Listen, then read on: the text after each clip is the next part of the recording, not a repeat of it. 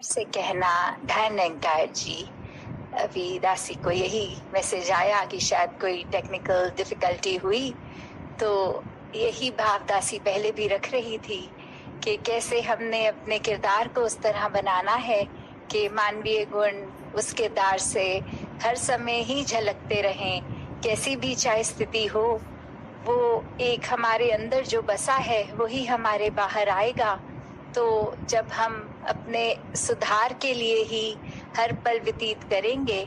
तो चाहे कोई भी स्थिति हो, हमारी अच्छाई में ही बाहर आना होता है। तो कैसे ये संसार में जहाँ कई बार ये भी बात आ जाती है कि क्या कभी बहुत अच्छा होना भी नुकसान दे सकता है, क्या कभी बहुत विनम्र होना भी नुकसान दे सकता है, क्या एक हर कोई किसी सिचुएशन में भी वो फायदा उठाने वाली बात कि अगर पता है कि कोई इंसान इतना अच्छा है तो कोई दूसरा इंसान उस स्वभाव का ही फायदा उठा ले। तो वहाँ एक बात जो है कि हमने अगर अपना नेचर ऐसा बना ही लिया है कि उसमें सिर्फ हमारी अच्छाई ही है जो आ रही है बाहर,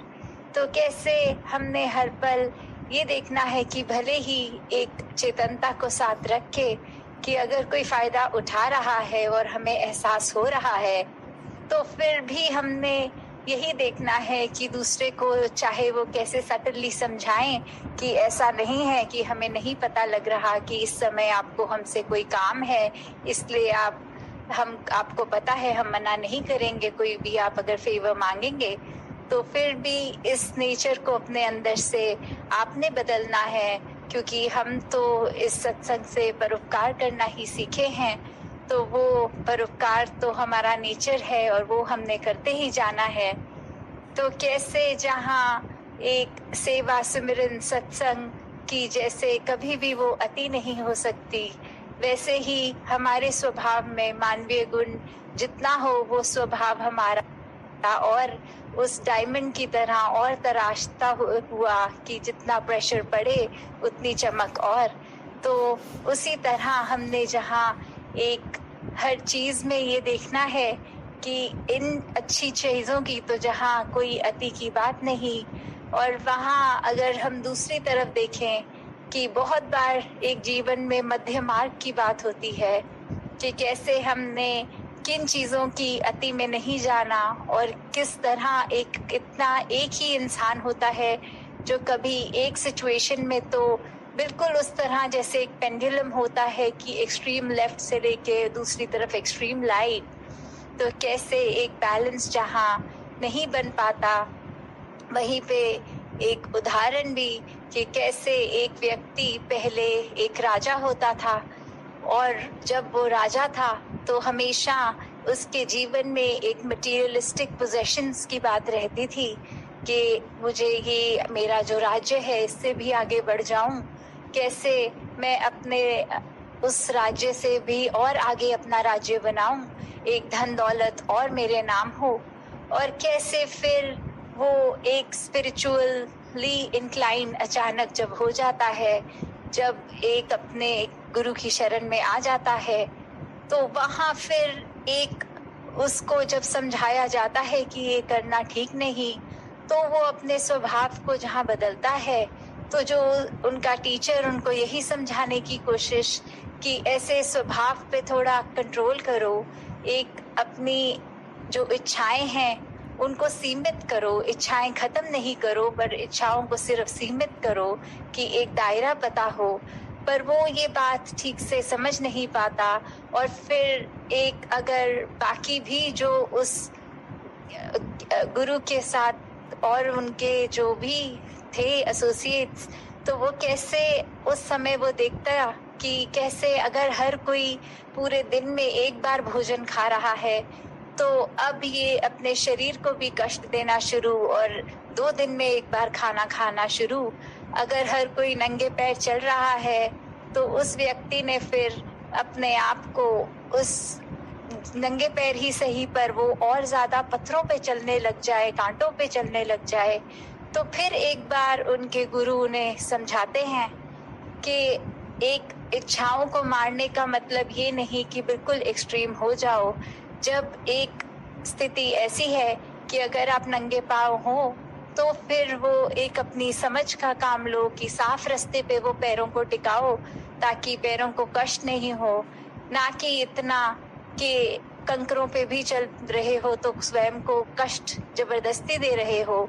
तो कैसे कभी अपने आप को एक सेल्फ इन्फ्लिक्टेड पेन, चाहे वो इमोशनल हो या फिजिकल हो, वो देने से किसी का कभी भी एक उद्धार नहीं हुआ, क्योंकि एक शरीर, दिल, दिमाग, ये परमात्मा की जो देन हम तन मन धन बोलते हैं, तो जब इसके ही दिया हुआ है तो ध्यान भी हमने रखना है। कभी कभी हमारे ख्याल भी ऐसे हो जाते हैं घर परिवार में भी कि जब ऐसा लगता है कि कोई बच्चा या कोई ऐसे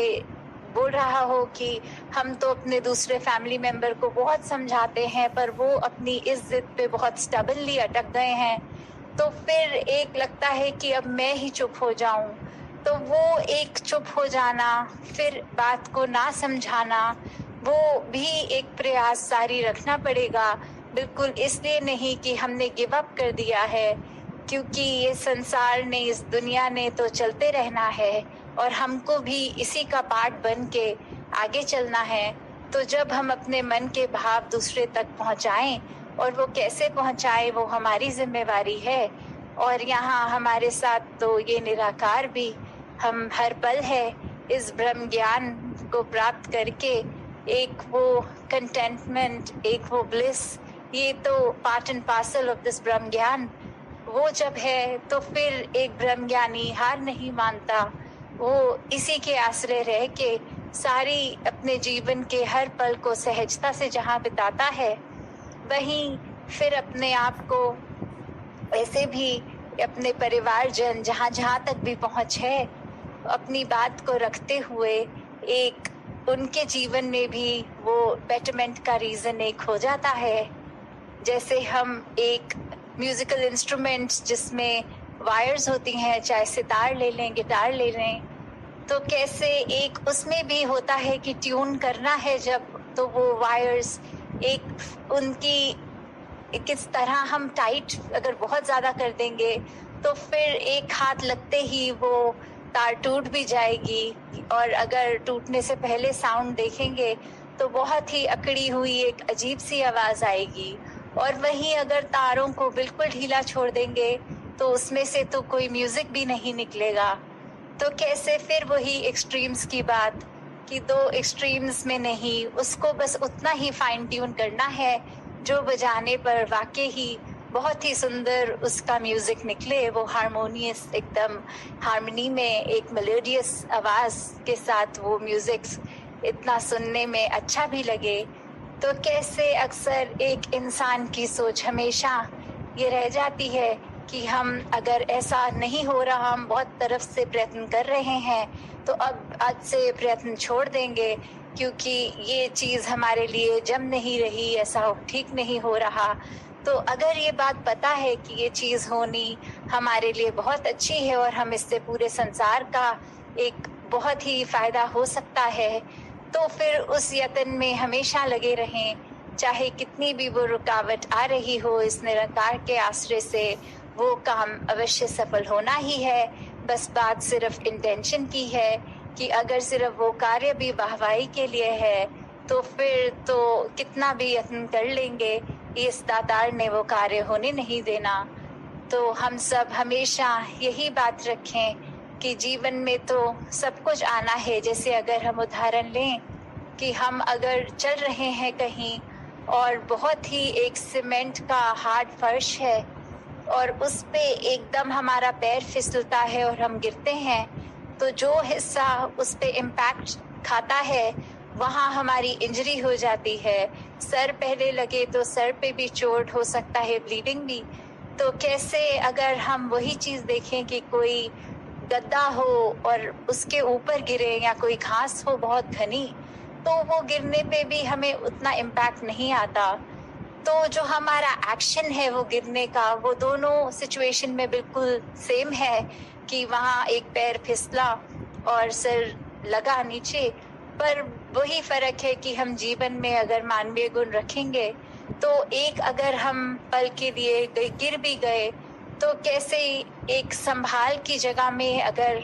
ये एहसास निराकार का होगा तो इतना उसका दर्दनाक एक इम्पैक्ट नहीं पड़ता जितना एक इसको विसार के अगर हम गिर जाएंगे